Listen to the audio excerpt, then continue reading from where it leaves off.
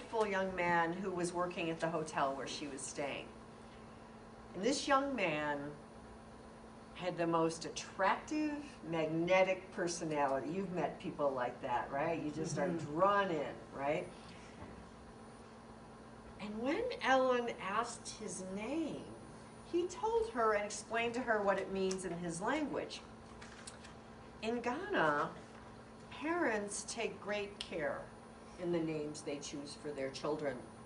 The names often reflect the day of the week that the child was born in, and it indicates some quality of the soul.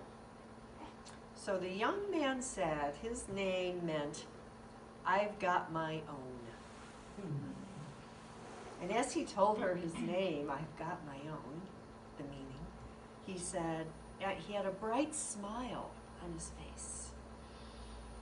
And Ellen thought, those parents surely blessed this child with a name that points directly to the truth of his being. He knows who he is, and that who he is perfect and enough and here to make a difference. For most of us, though, we didn't grow up being told about our divine nature. I've told you before, Unity Minister Gary Simmons says that unless your parents were Mary and Joseph, you probably were not told you were the light of the world growing up, right? We didn't have our own. Instead, we grew up in a world where the author Toni Rayton D'Antonio, she calls it the United States of Generica. We grew up in a world where we are supposed to look a certain way, we are supposed to act a certain way, and our lives are supposed to be a certain way. Every choice we made came from the outside of us, of what society was telling us, instead of being directed from our inner selves, from our souls, which is really where our gifts and our talents lie. Within us is who we're supposed to be in the world. And the outer world doesn't give us that. But when we live our lives kind of, okay, I'm supposed to do this, I'm supposed to do that, I guess I'm supposed to do that, I don't know. It's living in a box. We're limited in the ways that we will express ourselves. So our lives lack the depth and the joy that we're here to experience. And the result of that is we tend to go through life with the feeling that something is missing. Our lives may look perfectly fine on the outside, but somewhere within us, we might sense something's missing, something. Today we conclude our series based on the children's book, The Velveteen Rabbit. And that book is about the process of a stuffed rabbit who longs to become a real rabbit and the process he undergoes in doing that.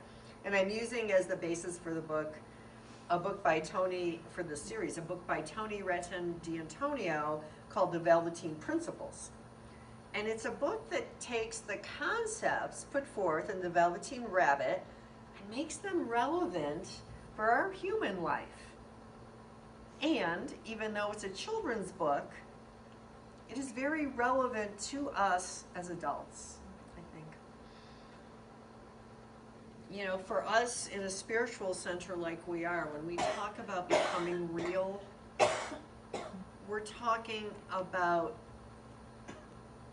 living from our soul, knowing who we are and expressing that, living from that real, unchanging part of us.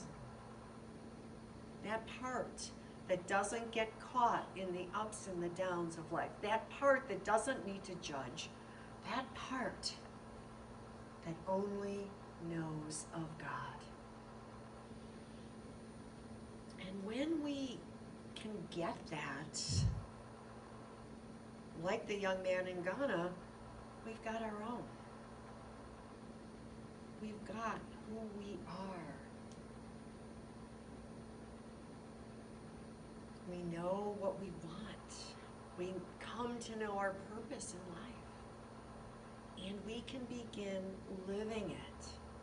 Because once we know that, it's almost as if the universe goes, well, finally, and we start to draw to us or to notice things that support us in living from soul.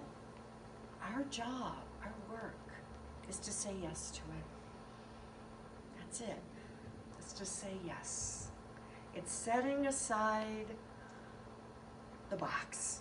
It's setting aside the fears and the concerns and saying, okay, God, I'm ready. I say yes. So a very big part of the process of becoming real in the psychological sense and in the spiritual sense, one of the first things that we do is we look at those feelings and beliefs that we're already holding. And maybe we start to look at what needs to be dismantled. What is limiting us from the full expression of who we are? We come into most situations in our life, most interactions with people, with things, probably when you came here today, we have kind of a structure of knowing of what that's going to be like. And what happens is, then we just see what we expect. We don't walk in and see the newness. We're not open to experience each other or this place from soul. So we want to look at those beliefs and things we are holding in an effort to just see them. And in the process of seeing them, that's where the dismantling happens. Noticing them is enough. So Toni Rayton D'Antonio, she's a psychotherapist. She wrote the Velveteen Principles, and she says she was raised in a household where it was not okay to voice any type of need or desire. And that's not unusual. A lot of it, we've said before, is because our parents didn't know what to do with our feelings, so it's like, quiet down. But because of this, she began to hate those parts of herself that needed care, that needed attention. Because her particular household, she wasn't allowed to express it. She came to believe that she had to be perfect in order to be good enough. Perfect on the outside, behavior-wise. And as she grew up, the beliefs got stronger, as they do. You know, we're gathering evidence to support our belief. She continued to believe that not only did she have to be perfect, but she now came to believe she always also had to be nurturing and available to whomever needed her. There was no room for her in her life. It was always about everyone else. She said she became unhappy, resentful, empty-hearted, and a martyr. When she began to see this, the first thing, which is what happens when we see the beliefs that maybe we've been holding on to that have limited us, which is true for all of us, she started to grieve all she had missed out in her life. Those things she had missed because of the years she spent denying herself. She denied herself the comfort and the love because she was taught that a good person doesn't seek these things for herself. So she only gave those things. This is kind of a prevalent belief in our world, in our society. So if we are willing to look within what we were taught to think and believe, to really kind of be brave enough to look at that stuff. And there's no fault, there's no blame in this. Everyone's done the best they could with what they have, including our parents and our world. But if we are willing to look at our feelings and our beliefs with acceptance, we will also start to see some hidden talents, some hidden desires, ways of being that we never knew we had. But those are the things that bring us the greatest joy. Those are the things that are kind of lurking inside of you, longing to be expressed. That's the God of you, seeking expression in this physical world. In the book, Velveteen Principles, there's a story about a man named Tom. And he was raised by parents whose choices in life had followed the very traditional assumptions. His mother stayed at home with the children. His father was a construction worker. And they both told Tom their choices were the best ones anyone could make. And if people didn't do it like they did it, they were just plain wrong. So the message Tom received was, don't insult your parents or your siblings by being different. The rules in his family declared that we stick together like birds of a feather. No one leaves, because it's a betrayal to abandon the family. Tom was programmed to fit in this very well-constructed box. And he did it very well. He became a police officer. It was a job he was good at and that he enjoyed. It was part of his expression. And he settled into a home near his parents. He married young and he started his own family. He did all the right things according to what he had been taught. But when he was in his 40s, he started to become aware that there was a part of himself that had never been found. There was a part in him that was longing to express. And he began to express his real self in just the quietest of ways. He'd be on a late night watch in his police car and he started writing poetry on scraps of paper. And at the end of his shift, he'd go back to the station and stuff his poems in his locker. He never even let his wife know about them. But his poems revealed his sensitive nature. And they were about the nature of life, truth, love, and about his confusion about who he was. And although Tom began to expand his own sense of self, realizing more and more who he truly was, he still didn't throw out everything he had been. Do you see? All we're doing here is expanding who we are into this world. He continued his work as a pillar of the police department. But at the same time, he continues to nurture and explore this newly discovered creative side of himself. He says someday he might even let his wife know about it. Your hidden gifts and talents that are part of your real self, no matter how long they've been buried by the boxes we've grown up in, they're still within you. No matter how long they've been buried, how long they've been told it's not safe to come out, they're still there. So I would invite you to take a moment, maybe now, maybe after meditation or a time of quiet during a walk, remember a time when you were truly happy. A time, any time from childhood up to this morning, when you felt confident, when you felt like yourself. What were you doing? What was it? And the important thing here as you look is not to censor yourself. Whatever that was. We don't want to put that in a box. Girl, boy, weak, strong.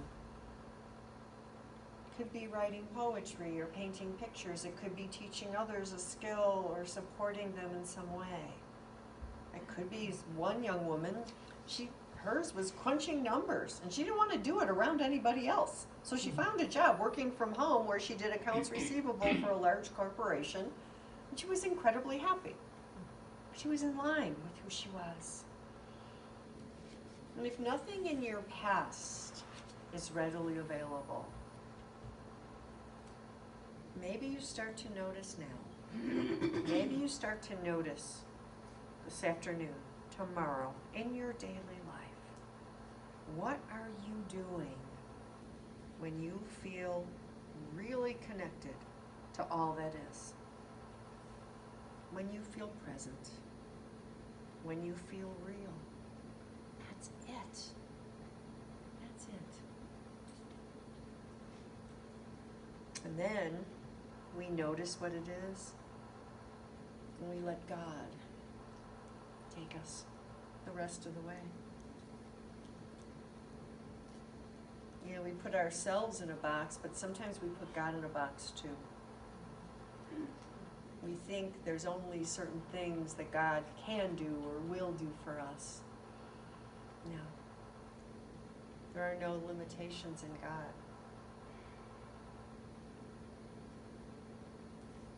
God supports you in being who you were created to be. And there's no limits in that. Towards the end of the story of the Velveteen Rabbit, the rabbit sees for the first time real rabbits at play in the garden. He's still a toy. He notices how beautiful they are. They have beautiful fur. They don't have any seams showing. But what he's most intrigued by is how they move. These rabbits, they flex and they bend and they jump and they dance. And the Velveteen Rabbit, he can't seem to find their little wind-up thing. He doesn't know what they're doing, how they're doing it. But the real rabbits are happy because they can move and express themselves in the world. The corollary for us in that is for us to be real, we have to be willing to adapt to the changes that are happening in our world and in ourselves. The spiritual path is one of change. The way we start to see ourselves, the way we see other people, changes. And sometimes that seems a little scary.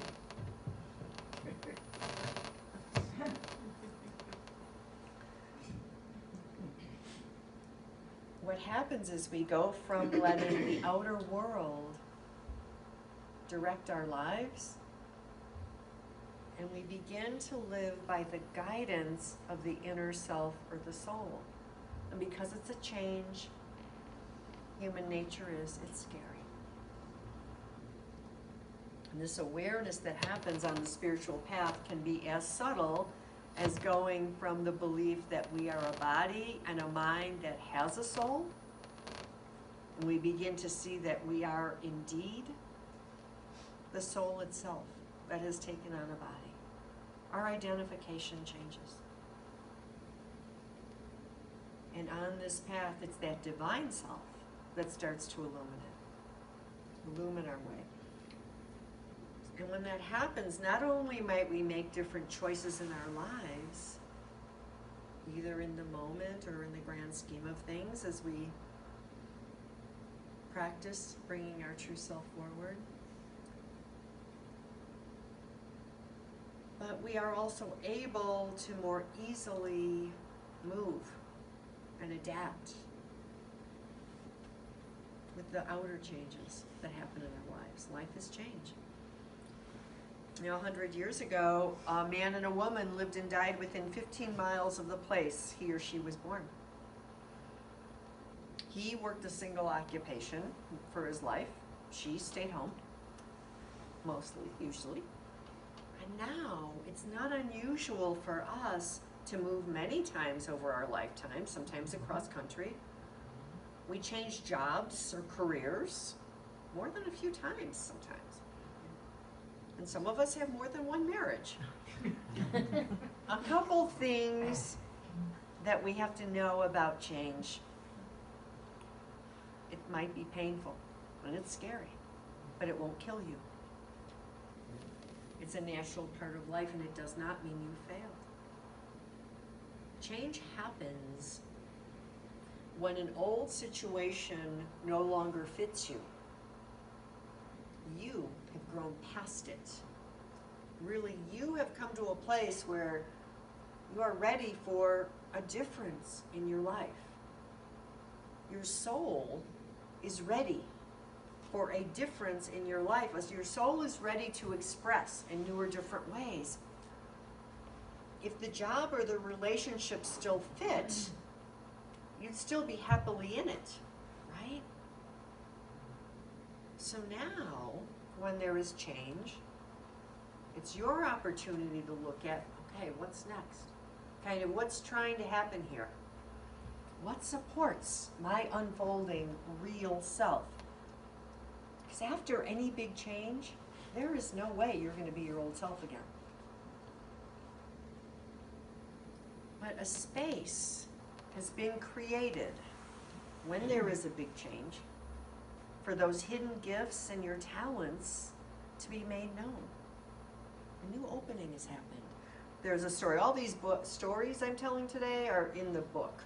So it's a story of a former Hell's Angel, and he's an alcoholic named Alan.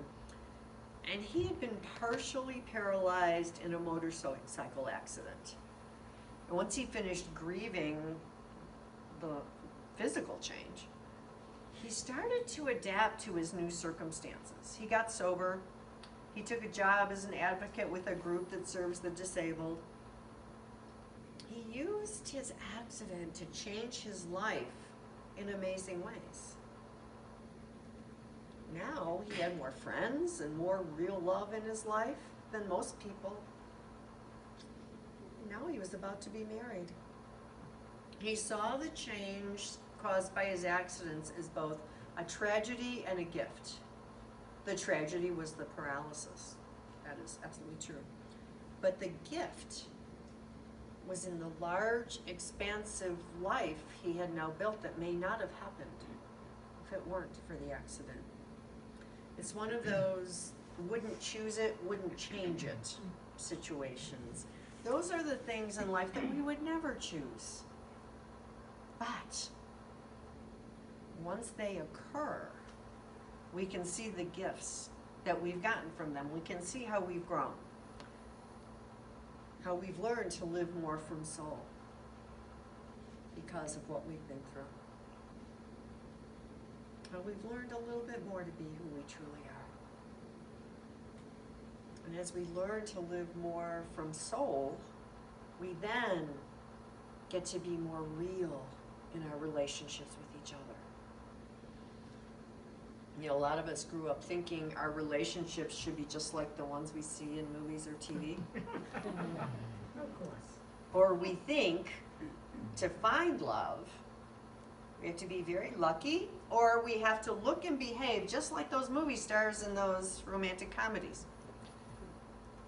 So we think, well, I don't look like that, I'll never find love. Or if we do find love, we try then to make our relationship to be like someone else's, because that's what we've seen on TV.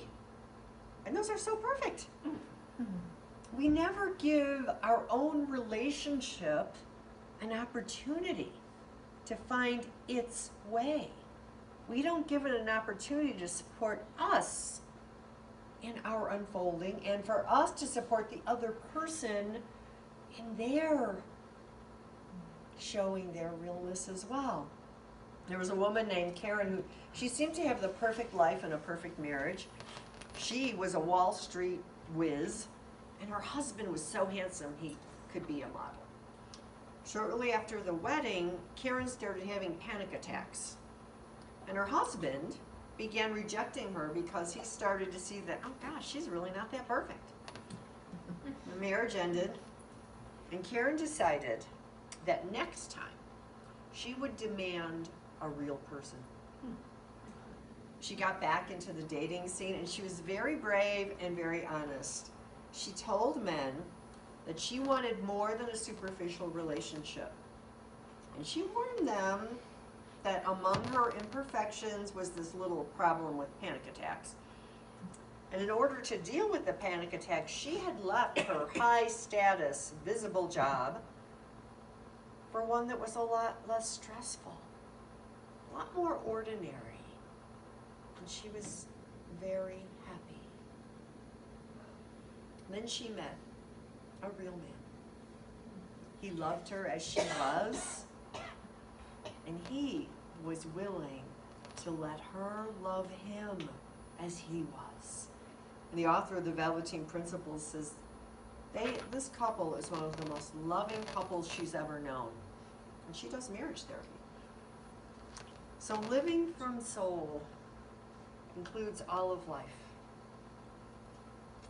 It is allowing the soul's wisdom to determine the direction and to keep us on course for our life, to live it connected, unfolding more and more from spirit, from who we are.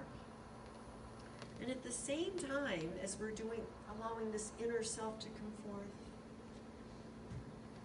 we get to embrace our relationships, those around us, ourselves, and the world in which we find ourselves. Saint Teresa of Avila said, I myself can come up with nothing as magnificent as the beauty and the amplitude of the soul. The fact that the soul is made in God's image means that it is very difficult for us to understand its sublime dignity and wholeness. That's who we are. And as we enter what's traditionally known as Holy Week this week, the week leading up to Easter, it's a time when we get to recognize a man who did life differently. A man who lived from soul. A man who lived from his connection to spirit. A man who allowed the love of God to be made known to him, as him. And one that said, let me show you the way. That man, of course, is Jesus. And next week, we'll kind of unpack the meaning of Easter from a metaphysical standpoint of how it becomes our story. But we have a teacher, a way shower. And in a moment, we'll participate in our rose blessing ceremony. And we do this every Palm Sunday. And this rose blessing, we symbolize in ceremony that we too are the love of God. We are God in expression, connected to each other, and that we live in an all-embracing circle of divine love. We live in a world where the energy of God supports us in doing and being all that we came here to be. Today, we'll recognize that each one of you comes forth from God. Each one of you is a divine creation. It can be no other way. And that this wholeness is the very being, the very life, the very essence of you. Today we celebrate and acknowledge that you are truly made in God's And in this, although it's a public moment, I would encourage you in the privacy of your own hearts to commit to allowing God to express itself more fully and freely through you than ever before. Expressed through you by your willingness to love and to be loved as the unique expression of the divine that you are. Just allowing that and letting any doubts or fears fall away. And letting God be God through you. In a moment, Chris and I will individually bless those who so desire by dipping a rose in the water. The water symbolizes the flow of life, the flow of clarity, and the flow of wisdom through you. The rose, a symbol of love,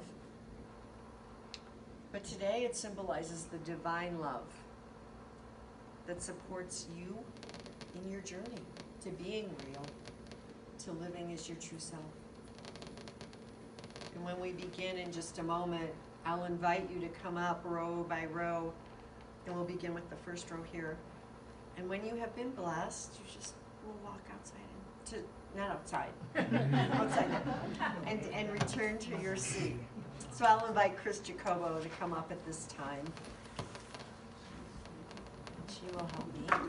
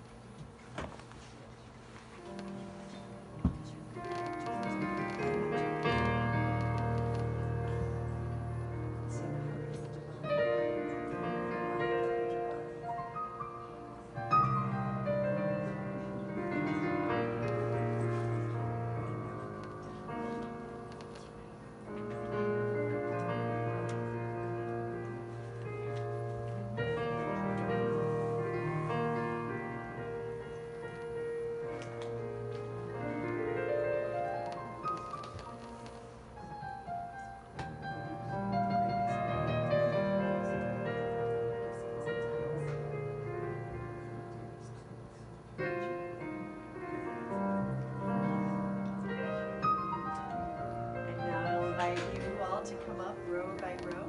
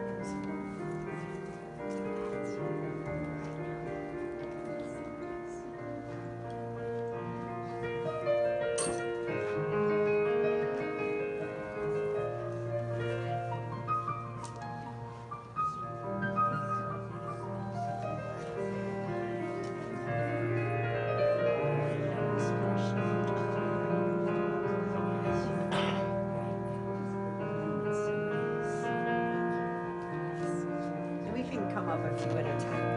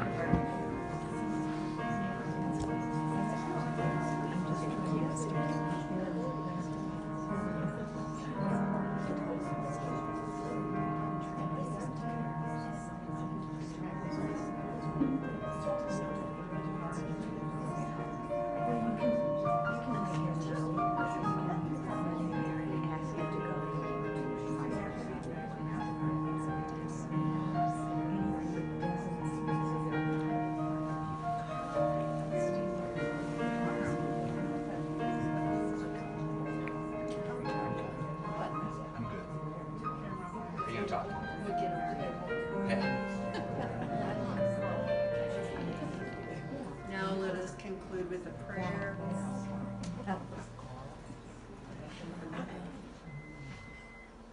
Loving Spirit, we understand that we are connected with the one presence and one power, though we may express in so many different ways. That is what makes the world whole and complete, as we express our wholeness. Thank you, God. Some say love